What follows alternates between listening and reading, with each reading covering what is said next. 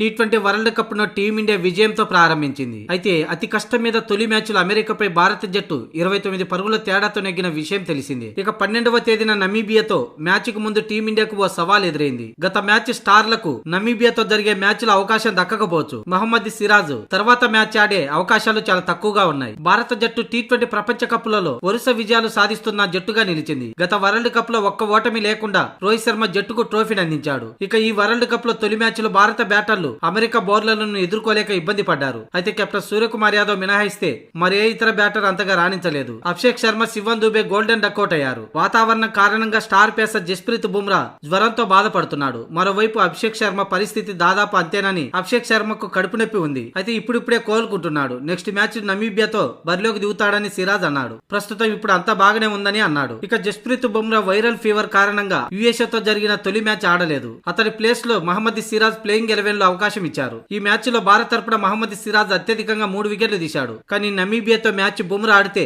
Siraj playing 11 లో చోటు కోల్పోతాడు. తొలి మ్యాచ్ లో అద్భుతంగా బౌలింగ్ చేసిన బుమ్రా జట్టులోకి రావడంతో సిరాజ్ ను తప్పించే అవకాశాలు కనిపిస్తున్నాయి. టీమిండియా తమ నెక్స్ట్ మ్యాచ్ నమీబియాతో 12వ తేదీన ఢిల్లీలోని అరుణ్ జైట్లీ స్టేడియంలో ఆడనుంది.